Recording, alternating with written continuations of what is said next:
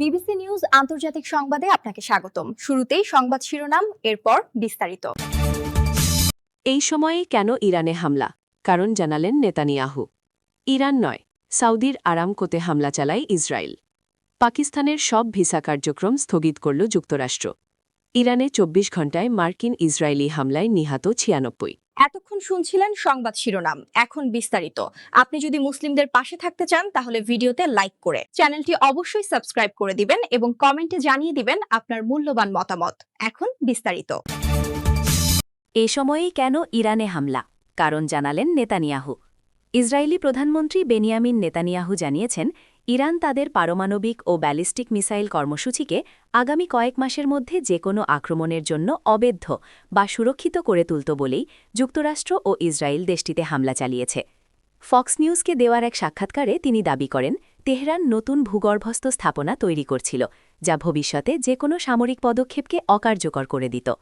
নেতানিয়াহুর মতে ইরানের উপর এই মুহূর্তে হামলা চালানো ছিল অপরিহার্য।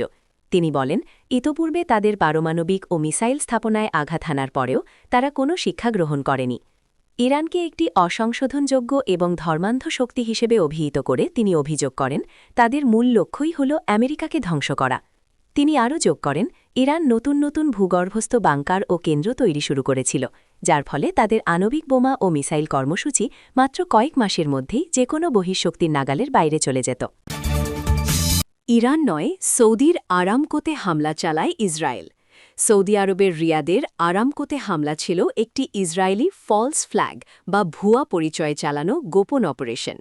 এর লক্ষ্য হল ইরানে আক্রমণের অপরাধ থেকে আঞ্চলিক দেশগুলোকে বিভ্রান্ত করা বা মনোযোগ অন্যদিকে সরানো।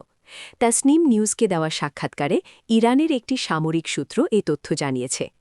ওয়াকিবহল সূত্রটি আরও বলেছে, ইরান স্পষ্টভাবে ঘোষণা করেছে যে তারা এই অঞ্চলের সমস্ত আমেরিকান এবং ইসরায়েলি সম্পদ স্থাপনাগুলোকে লক্ষ্যবস্তু করবে এবং এখন পর্যন্ত তাদের অনেকগুলোতে আক্রমণ করেছে। তবে আরামকো স্থাপনাগুলো এখনও পর্যন্ত ইরানি হামলার লক্ষ্যবস্তুতে ছিল না। সূত্রটি আরও জোর দিয়ে বলেছে, গোয়েন্দা সূত্রের দেওয়া তথ্য অনুযায়ী সংযুক্ত আরব আমিরাতের ফুজায়রা বন্দরও ইসরায়েলের পরবর্তী লক্ষ্যবস্তুগুলির মধ্যে একটি, এবং এই শাসক গোষ্ঠী এটি আক্রমণ করার ইচ্ছা পোষণ করে। পাকিস্তানের সব ভিসা কার্যক্রম স্থগিত করল যুক্তরাষ্ট্র।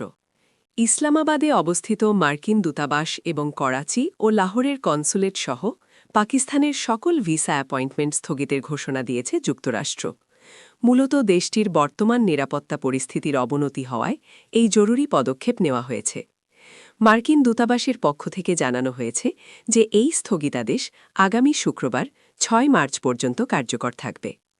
সম্প্রতি ইরানের সর্বোচ্চ নেতা আয়াতুল্লাহ আলী খামেনির মৃত্যুর সংবাদকে কেন্দ্র করে পাকিস্তানে ব্যাপক বিক্ষোভ ছড়িয়ে পড়ে।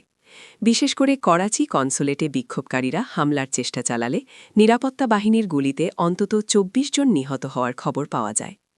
উদ্ভূত এই অস্থিতিশীল পরিস্থিতির প্রেক্ষাপটে কর্মীদের নিরাপত্তা নিশ্চিত করতে সকল ধরনের ভিসা কার্যক্রম সাময়িকভাবে বন্ধ রাখার সিদ্ধান্ত নিয়েছে মার্কিন প্রশাসন। ইরানে ২৪ ঘণ্টায় মার্কিন ইসরায়েলি হামলায় নিহত ৯৬। ইরানে যুক্তরাষ্ট্র ও ইসরায়েলের যৌথ হামলায় গত ২৪ ঘণ্টায় অন্তত ৯৬ জন নিহত হয়েছেন। এদের মধ্যে ৮৫ জন বেসামরিক নাগরিক এবং ১১ জন সামরিক সদস্য রয়েছেন। মানবাধিকার সংস্থা হিউম্যান রাইটস অ্যাক্টিভিটিজ নিউজ এজেন্সির HRN এর বরাদ্দে মঙ্গলবার ৩ মার্চ এক প্রতিবেদনে এ তথ্য জানিয়েছে আল জাজিরা। ওয়াশিংটন ডিসি ভিত্তিক এই সংস্থাটি জানায়, সর্বশেষ হিসাব অনুযায়ী গত ২৮ ফেব্রুয়ারি শুরু হওয়া যুক্তরাষ্ট্র ইসরায়েলের পর থেকে ইরানে এখন পর্যন্ত মোট বেসামরিক নিহতের সংখ্যা বেড়ে অন্তত ৭৪২ জনে দাঁড়িয়েছে। নিহতদের মধ্যে ১৭৬ জন শিশু রয়েছে বলেও উল্লেখ করেছে সংস্থাটি। এর আগে ইরানের রেড ক্রিসেন্ট সোসাইটি নিহতের সংখ্যা ৫৫৫ জন বলে জানিয়েছিল। তবে আল জাজিরা স্বাধীনভাবে এসব তথ্য যাচাই করতে পারেনি। HRN আরও জানায়, সোমবারের হামলায় একাধিক সামরিক ঘাঁটি, ২টি আবাসিক এলাকা এবং বান্দার আব্বাসে অবস্থিত শহীদ বাহনার পিয়ার সহ বিভিন্ন স্থাপনা ও অবকাঠামোতে আঘাত হানা হয়েছে।